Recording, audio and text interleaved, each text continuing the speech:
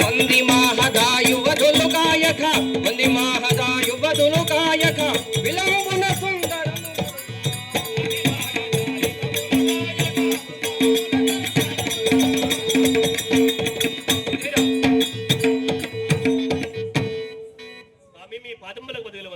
చల్లగా వర్తిల్లుమురా. మీ పట్టణము నీ సవిస్తారని చెప్పండి. నా యొక్క పట్టణము నా యొక్క సమస్త వృత్తాంతమంతా చెప్పమంటావా? మీ పట్టణము నా యొక్క పట్టణముగా కూడా ఎల్లవేళలా కైలాసంలో ఉంటాము. అందులో నా పేరు చెప్పమంటావా మంత్రివరా? చండికేశ్వరుడా శంకరుడా చంద్రశేఖరుడా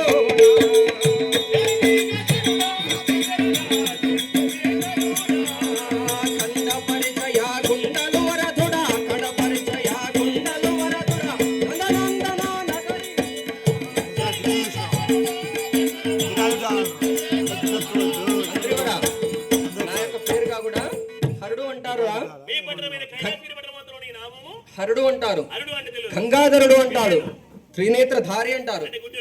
అట్లంటే అర్థం కాలేదా?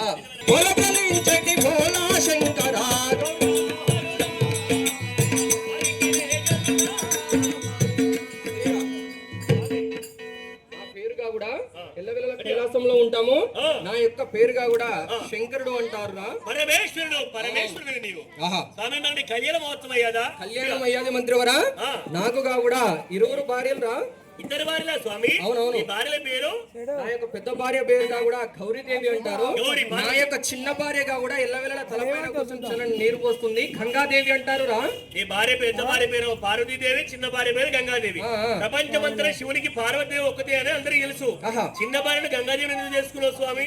నేనుగా కూడా కష్టంలో ఉన్నప్పుడుగా కూడా ఎల్లవేళలా గంగాదేవిగా కూడా నా యొక్క కోపాన్ని కూడా చల్లబరుస్తూ చల్లగా నీరు పోస్తుందిరా. అందుకే చల్లగా ఎల్లప్పుడు నీ గంగాదేవి ఎక్కడ కూర్చుంటది? శిరసు పైన నీ శిరసు పైన కూర్చుని ఎల్లప్పుడు ఏం చేస్తున్నది? చల్లని నీరు పోస్తుంది. మీ శిరసు పైన చల్లగా పోతుంటే మీ ఇంట్లో బాగా చల్లగా ఉంది. అవునవును. మీ ఇంట్లో చల్లగా ఉన్నందుకు మా ఇంట్లో బాగా వేడైంది. ఏమైంది? నువ్వు చేసుకున్నావు ఇద్దరు భార్యని లాభం కొట్టినవేమో నేను ఇద్దరు చేసుకున్నావు లాభం కొట్టిన నేను కూడా చేసుకున్నావా? బాగా దొరుకుతుందేమో అని నేను అనుకున్నా. నా చిన్న భార్య రోజు అంటుంది కదా, ఏమని? ఏమండి శివుని చిన్న భార్య నెత్తి మీద కూర్చొని చల్లని నీరు పోస్తుంది. చిన్న భార్య కదండి, నువ్వు వంగు నేను ఎక్కుతా, నువ్వు వంగు ఎక్కుతా. ఎందుకురా? ఆయన కూర్చుంటుందా నెత్తి మీద? నీ తలపైన కూర్చుంటదా? నువ్వు చేసిన బాధలు ఏవి? నువ్వు కూర్చోబెట్టుకున్నావుగా నన్ను కూర్చోబెట్టుకో అంటాంది. అయితే నేను తెలుగులో నేనన్నా కదా, మరే గంగాదేవి చల్లటి నీరు పోసింది శివుని నెత్తి మీద కూర్చొని. మరి నువ్వు నా నెత్తి మీద ఎక్కి నువ్వేం పోతావా అని నేను అడిగినావా? నాకన్నా తెలియగలదా? ఏమని? అదేమన్నది కాదండి, ఆమె దగ్గర ఉన్నదో ఆమె పోసింది, నా దగ్గర ఉన్నదో నీకు పోతుంది అన్నది.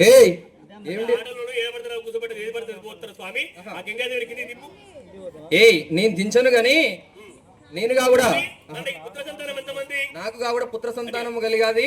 4 కుమారులు 1 కుమార్తెరా.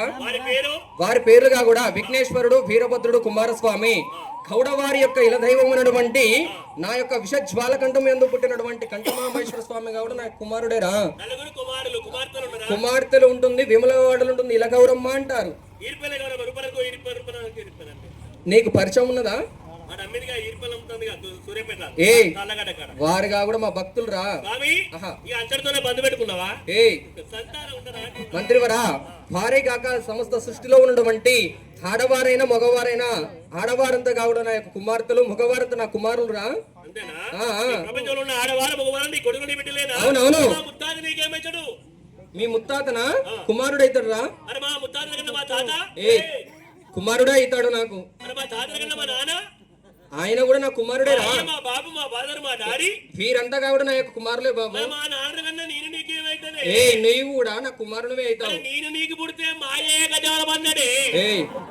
మేము కూడా పరిపాలించు వారు మీరా. నీ యొక్క భార్యగా కూడా నా కుమార్తె అవుతుంది మంత్రి వారా.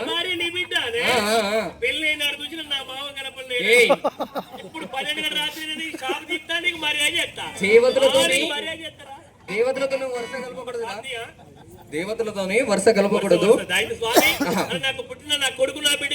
వారు కూడా చక్కగా విను, వారు కావడం నా యొక్క కుమారులు కుమార్తెలే.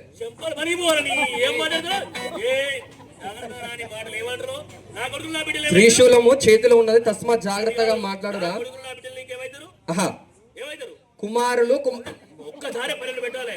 జరగాలి మంత్రివరా అదే నేను తెలంగాణ నరాలు ఎక్కి రాంగా కష్టపడి సాగుండా పోరగాలు నా కొడుకులు నీ కొడుకులు అంటే ఆ ఊరో మంది పేరు ఉందా ఏమంటున్నావు మంత్రివరా ఆవేశంలో ఉన్నాము మేముగా కూడా సమస్త కష్టాల పడి తీసిన అనుకుంటున్నా నీకేమేరుతున్నాయా మంత్రివరా సమస్త కాదు నా కొడుకులు నీ కొడుకులు అంటే నిజం చెప్పాలి ఇప్పుడు మా తరపు ఎప్పుడు తీసినావు మంత్రివరా నీవుగా కూడా చక్కగా విను సమస్త భూమి మీద ఉన్నటువంటి 84 లక్షల జీవ జంతు జాలానికి ఆధారభూతుండైనటువంటి వారమి పరిపాలించు వారమి నువ్వు వేరే దుర్భాషలు ఏమీ మాట్లాడదు ఓహో జగతుడు బాలచేతలలో కొడుకులు లాంటి వారు అంటున్నావు అవునవును స్వామి మరి ఎల్లప్పుడూ కలకలాడుకుంటూ ఉండే నీ మొఖారి బింబము ఈ రోజు చిన్నమైన కారణాలు చక్కగా గమనించావు మంత్రివరా నేనుగా కూడా ఇందుకు ఇచ్చేసినటువంటి కారణం ఏమనగా నేనుగా కూడా ఆ రోజు పార్వతీదేవినిగా కూడా 2వ కళ్యాణం చేసుకునేటువంటి సందర్భంలోన అప్పటి బ్రాహ్మణుడైనటువంటి బ్రహ్మదేవుడుగా కూడా నా యొక్క వరుగులు పార్వతీదేవి యొక్క వరుగులు పిలవడానికి చక్కగా పిలవనంపాము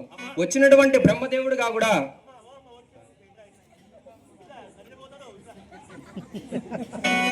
మంత్రి వారు కూర్చుంటారా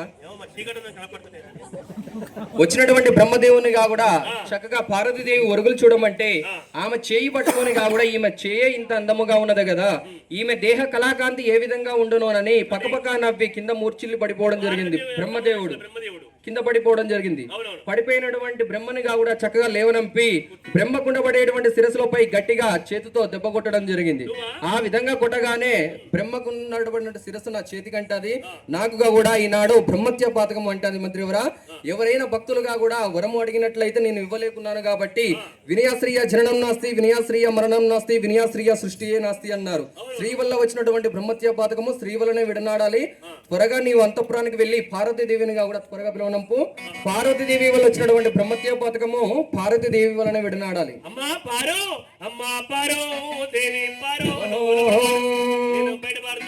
మందరపురి వాస బంధూర శ్రీనివాస మందరపురి వాస ఇందురార ఈశా మును